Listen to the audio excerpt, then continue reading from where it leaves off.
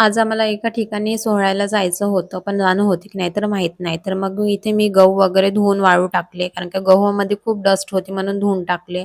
आणि यशवी ही मम्मीच्याच घराकडे थांबली होती, तर ती होतीच नाही. तर मग मी डब्बे पण घासून घेतले, कारण की मग डब्यामधलं सामान काढलं तर खूप पसारा होतं आणि यशवी असली की त्रास पण देते. तर मग ती नव्हती, तर एवढं काम काढून घेतलं आणि फ्रिजचे पण पार्ट घासून ठेवले, कारण की फ्रिज आताच काही पुसणार नव्हती.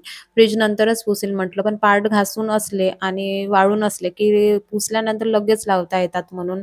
तर मी फ्रिज पुसायच्या आधीच रेयांश फ्रिज पुसण्यासाठी गेला आणि माझ्या फ्रिजमध्ये असे छोटे-छोटे पोतले असतात, जसे आजीबाईचे असतात तसेच. कारण की जे सामान बाहेर बेकार होऊ शकते, ते मी फ्रिजमध्येच ठेवते प्लास्टिकमध्ये. मग फ्रिज वगैरे साफ केली आणि सर्व सामान लावून वगैरे घेतलं आणि गहू पण वाळले होते, तर गहू पण भरून ठेवले. कारण की आम्हाला प्रोग्रामला जायचं होतं.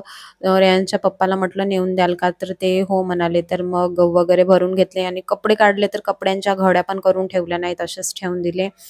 नंतर आम्ही रेडी वगैरे झालो आणि निघालो. रेयांचे पप्पा आम्हाला सोडून ड्युटीवर जाणार होते आणि इथे उड्डाणपुलाचं काम सुरू आहे, तर एकाच साइडने गाड्यांची येणं-जाणं सुरू असते, तर खूप ट्रॅफिक असते. तसं आज होतं नाही.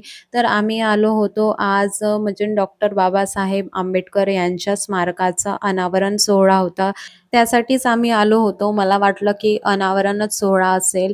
तर मग आल्यानंतर माहीत पडलं की गायनाचा पण प्रोग्राम आहे. मग अनावरण सोहळा वगैरे मस्तपैकी पार पडला आणि आकाशात मस्त छान आतिषबाजी वगैरे सुरू होती.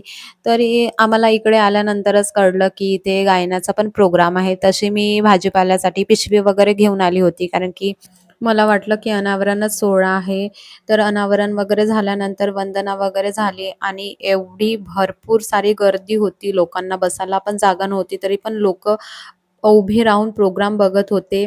महाराष्ट्राचे सुपरस्टार राहुल साठे यांचा प्रोग्राम होता आणि इथे आल्यानंतर प्रणय सतलज यांनी हिंगणघाटवर मस्तपैकी गीत लिहिलं आणि ते गीत वेळेवर राहुल साठे यांनी गायलं आणि खूप छान गायलं होतं. यशवी मस्त एन्जॉय करत होती. तर तिला कंटाळा वगैरे नाही आला होता. तर आजच्यासाठी एवढंच. बाकीचं नेक्स्ट पार्टमध्ये बघू. बाय.